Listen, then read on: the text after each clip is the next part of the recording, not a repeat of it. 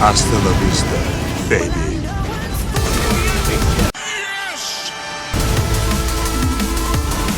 Situation is under control. Our team captured the area. Precise aim activated.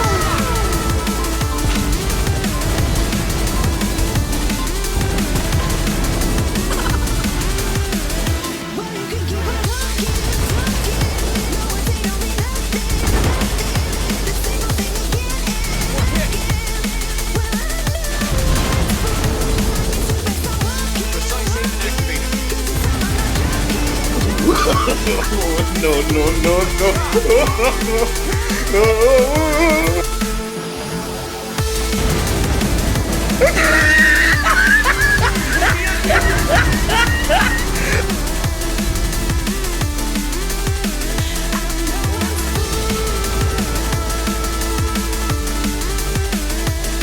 Hey, that's pretty good.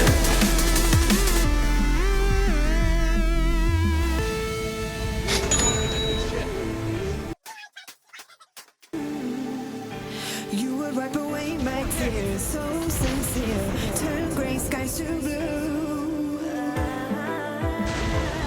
Nice shot. You won't ever change your ways, doing what you do. Target hit.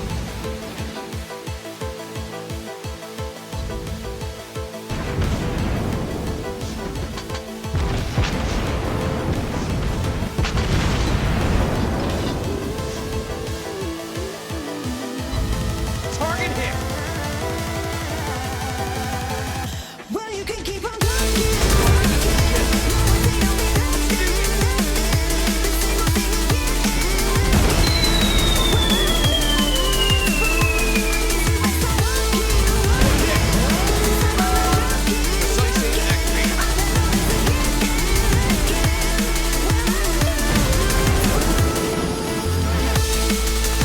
Nice shot.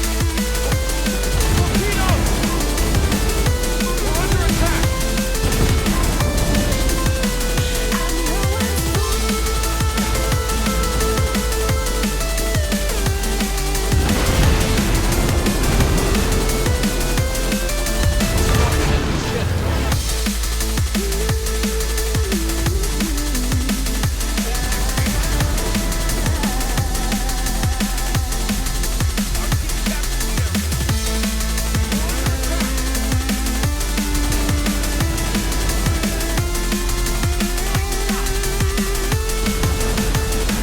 You are dead.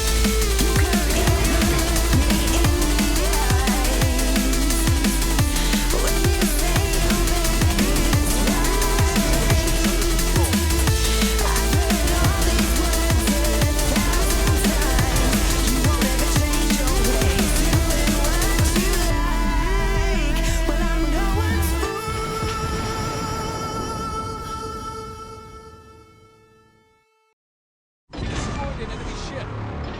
Oh, fuck. Hello guys, my name is BobLyn and welcome back to another episode of Cruisers of Blitz. This is episode 13 and today we're taking a look at the beautiful Tier 10 American Premium Battle Cruiser, Puerto Rico. The Puerto Rico has, as you can see, 12 305mm guns, the same as on the Alaska, but instead of getting 9, you get 12. It has pretty okay AA. It can, somewhat shoot down squadrons. You get radar and you get precise aim. This is an artillery ship and it is not a brawling ship, but it's definitely a fun one since you get 12 guns, and that's always good with a huge volume of fire. It's also quite tanky, but it is still a battle cruiser, and it's classified as a cruiser in the game, so you have to be careful because it's a huge ship.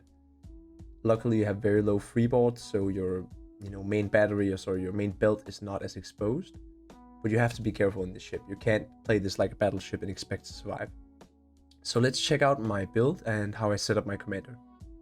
So for the battle honors, you can either pick main battery reload time and traverse speed, or you can choose range. I went with range since this, like I said, is an artillery ship, and with this boost, your main battery range comes to almost 15 kilometers, which is not bad at all.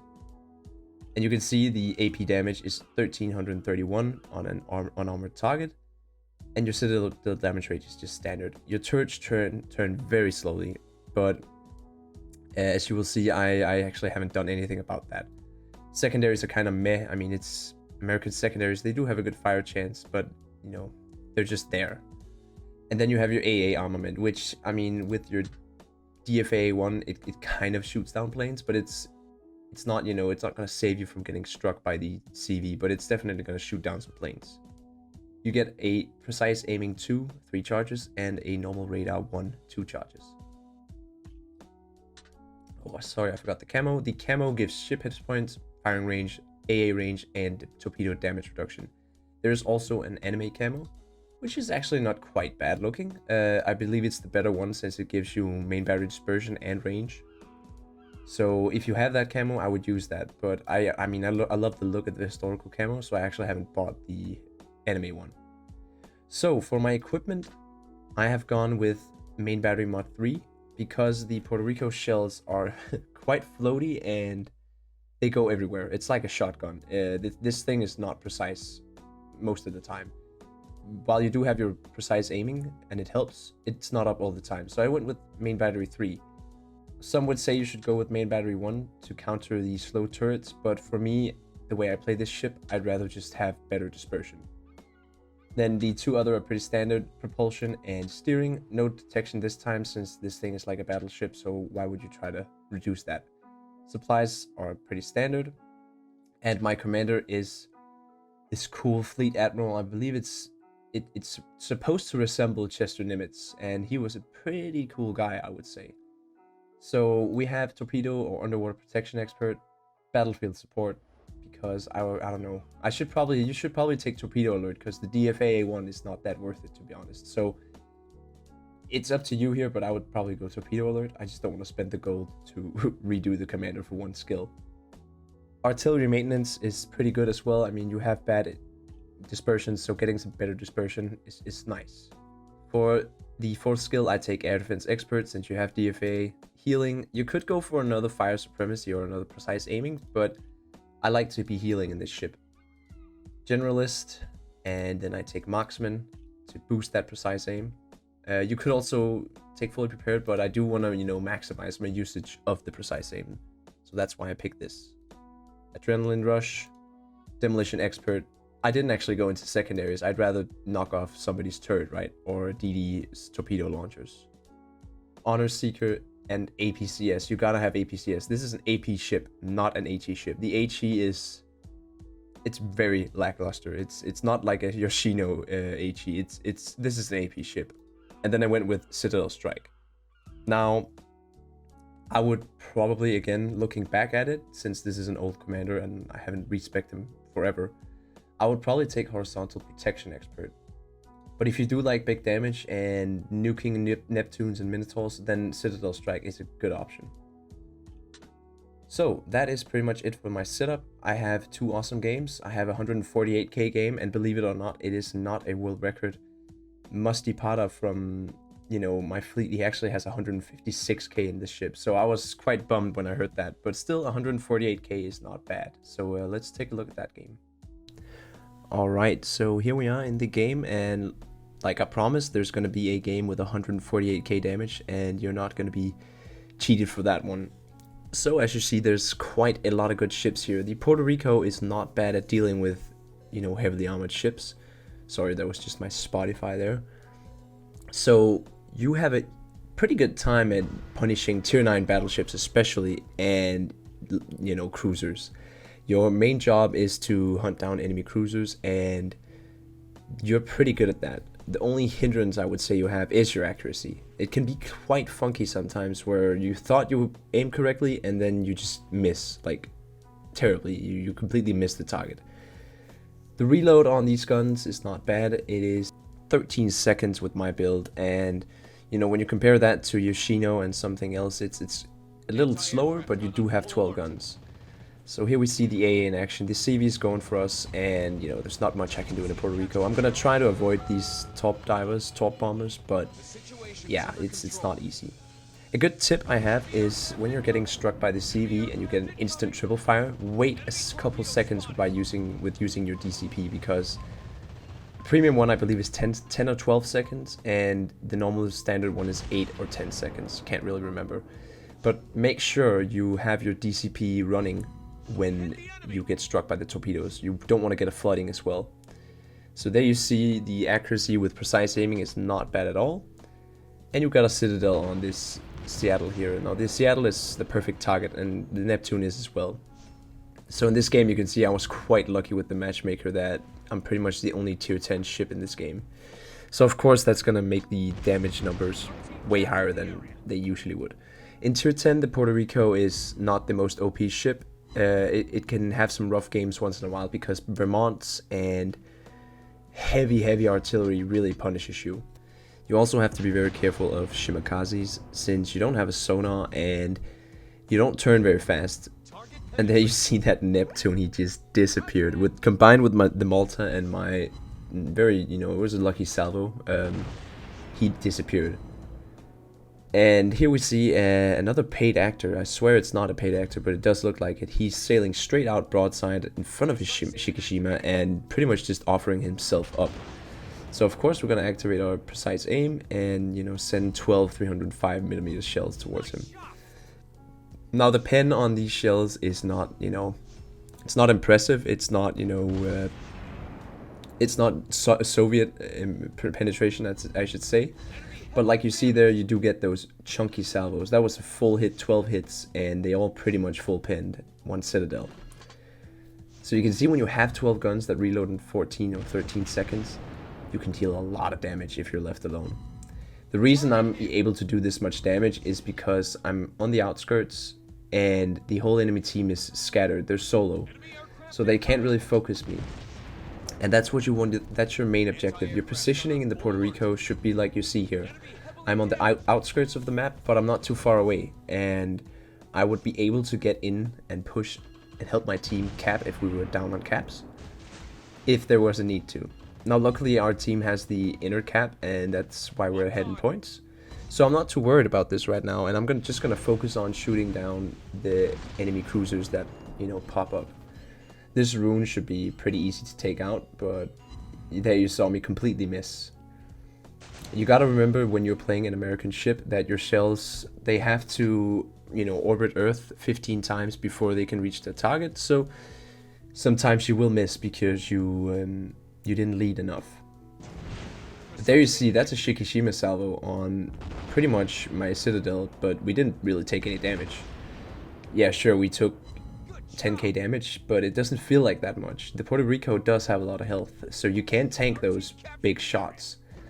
But what you don't want is focus. If you get focused by the CV and maybe another ship, you're doomed. There we then see a pretty good salvo from Mr. Shikishima, so you will get hurt if you don't play carefully, and he's noticed me now. I've been out here roaming free for the last 4 minutes of this game, and yeah, he's not really done much to me. So of course we're gonna get punished, and this is the time that we leave. We use the rock to hide us from the Lepanto in case he is shooting at us. He could be. And then we turn our butt towards the Shikishima and just get the heck out of there fast, because we are still, pretty healthy, but 1 or 2 salvos from a Shikishima can make that, can change that very fast. So of course, we're gonna get away and we're just gonna swap targets to this Lepanto and keep damaging. At this point we're at 107k, so that's quite a lot for the Puerto Rico. This is not, one of my big damage ships, so this game here is quite unusual. But as you see, I'm just staying at max range most of the time, and the only times I ever push in is when I feel like nobody's looking at me, when I feel like I have the enemy teams or enemy ships are focused enough on other things that I can actually take advantage of it. That is pretty much the cruiser playstyle. You can't stay too far away because you need to have battle impact, but you also can't be too close because then you'll get sunk very fast. But yeah, these salvos are looking very juicy, and this Lepanto here, he's gonna go down with just 1 shell. So I only shoot my 1 turret. It's also another thing, guys. If you see a ship that is so low on HP that you only need 1 turret to shoot, just shoot that one turret and save the 3 others for something else, like the Shikishima. It's also how you maximize your damage. Because, I mean, I would have had to wait even longer to get those salvos off, but there we go. So this is a pretty good demonstration of what the Puerto Rico can do, but this is not every game. If you get these scenarios where you can, you know, hang back and really use your long range to advantage, it's very fun. But like you see here, even though I'm in a huge cruiser with, you know, it's pretty much a battleship-sized ship, well, you can still dodge, you can still maneuver, and you're still a cruiser at heart, so your maneuverability is way better than battleships. You are nimble, and you should still play this like a cruiser in the sense that you need to maneuver, you need to support DDs, but you can't do that all the time. You're supposed to hang back, right? But you still need to fulfill your role as a cruiser. This thing is not good at killing DDs. Like you saw, we had quite a hard time killing that. Yeah, I was pretty happy after this game, as you can see. Shaking my mouse, and I'm pretty sure I was standing up right now, because I recorded this and I was like, heck yeah, that's going in the video. But yeah, DDs, it's not its, you know, cup of tea. It's not very good at hunting DDs, since you have slow turret turn, your reload is not the fastest either, and your HE is pretty shite. Alright, that was the first game, 148k, no bots, 5 citadels, 2 kills. Pretty good game. Okay, so here's the next one, and this one there's quite a lot of DDs. So we have 2 Shimas and the Harugumo, and there's a Minotaur. Now the Minotaur is a perfect target for your Puerto Rico, and also the Conqueror and the Republic. There's quite a lot of battleships that you can take care of in this ship, since you just have so many shells, and they reload fast, and they're quite a high caliber. 305 is not a caliber to be laughed at, especially if you're playing Republic or a Conqueror. Since those ships aren't very well armored, you can pretty much citadel them anywhere. I mean, where their citadel is. You just have to get lucky. So don't be discouraged when you see a battleship. You can still do a lot of damage to these guys with your AP. Like I said, don't rely on your HE. The only times I would use HE is versus a destroyer at close range. You know, below 7 kilometers, below 6 kilometers, that range. And if you're fighting a GK or a Preußen, like you saw in the montage, if you play the Preußen I was fighting at very long range, I would use the HE, because when you get out to those very far ranges, the accuracy of the Puerto Rico and just the fact that it's long range and the GK is very well armored, you don't want to shoot AP.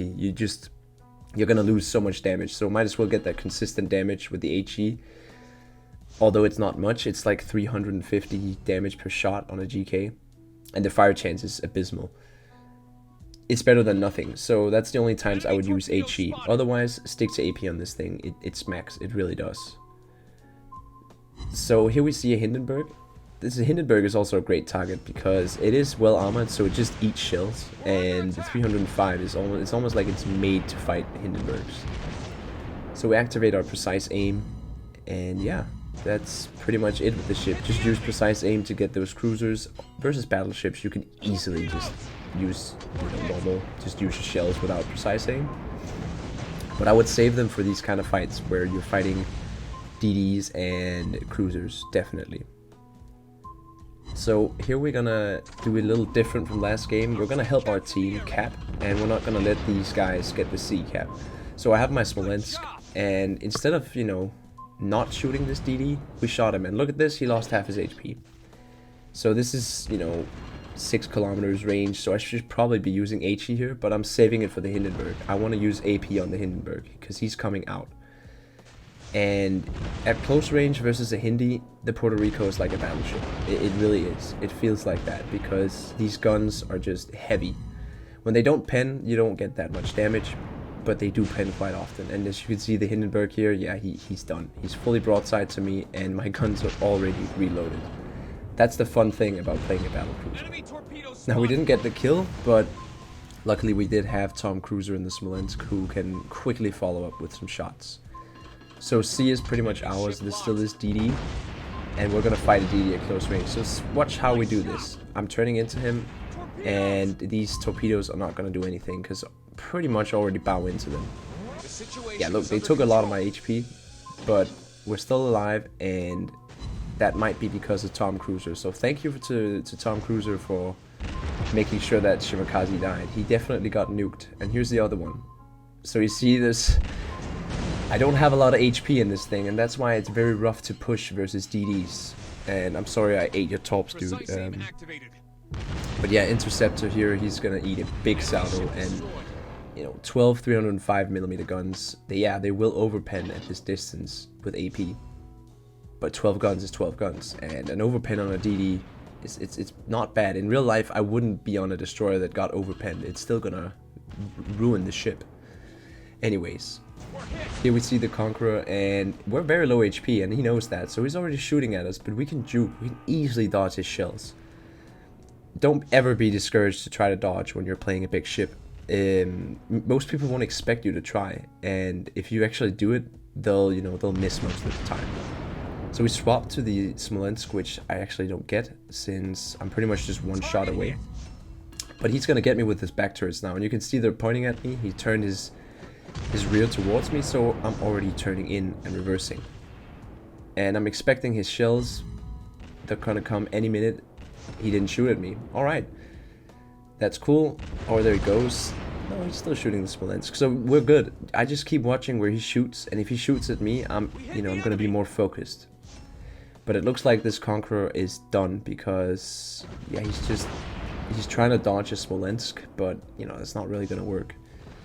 The ships like Smolensk, Colbert, it's not good to try to dodge those. Sure it is, you can do it all you want, but if you lose DPM, you'd rather have that. If you win that Conqueror and you saw me in the Smolensk, take me out first, wait till you have all guns bearing on target, take out the low target, and then just get away. The Smolensk has to catch up. He doesn't have a lot of range compared to BB, so use your range. And that goes for the Puerto Rico as well. Here we're max range, and I'm intending to stay at this range because I'm low HP. The Republic could easily destroy me. But seeing it as he is, sailing away, I might just push in. I swapped to the Minotaur since I am a battle cruiser and I want to take out some other cruisers, but it was a pretty bad salvo, so we're just gonna finish off the Republic here. Now the Republic is flooding and on fire, so yeah, he's done. And now it's just the Minotaur and Harugumo left. So as you can see, with my team, with my Smolensk and my DD, we actually pushed from Charlie all the way over to their spawn and A. We took out their backline, and now we're taking out the remnants of their team.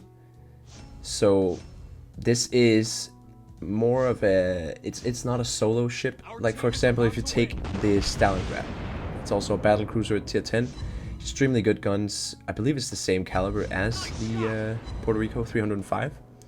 But that ship is purely sniping. You don't have radar. Oh wait, you do actually have a radar. I forgot about that. They added that. But you don't really have much, to help your team. So you'd rather stay back and just, snipe, because your guns are so good that you're actually better off staying away. So in the Puerto Rico, in a game like this, you'd want to push in. There's no big battleships that can destroy me like the Republic and Vermont. Sorry, like the Vermont. There was a Republic in this game. But it's about recognizing the teams you're against and recognizing the threats to you. If you know what threats there are in a game to you, you can easily avoid them, know where the DDs are, know where the Vermont is aiming, and play accordingly. That's, very good rule to have in your head when you're playing a cruiser or a battle cruiser. Alright guys, that is it for my episode of Cruisers of Blitz number 13. If you stuck through this whole video, man, thanks to you guys. Thank you to you guys. That's awesome that you want to watch 25 or 26 minutes of me rambling. But the Puerto Rico is a very nice ship, and it's one of my favorites in my port. I do tend to like playing this. My stats since it came out are around, I think I have 177 battles, almost 62 win rate. So it's not one of my best ships, but it's definitely one of my more fun ones. I really do enjoy the big shells and a lot of them. But yeah, it is a premium ship, and it's not one of the best ones. So if you're looking for a new tier 10 premium cruiser, there's a lot other ones out there. The Buffalo is great, and it's a great starter cruiser as well. It's kind of unforgiving, whereas the Puerto Rico has bad dispersion, and you kind of need to get used to it. Anyways, I want to thank you guys so much for an awesome stream Friday, and those of you guys that were there Thursday, thank you for putting up with my unorganized attitude, I should say. It has been a pleasure streaming for you, and I can't wait to start streaming again. I'm planning on streaming on Thursday night from 8 p.m. to 10 p.m. European time, but it's not set in stone yet. And once I know once I have a stream schedule, I will let you guys know. That's been it for this video. My name has been BobLyn, signing off.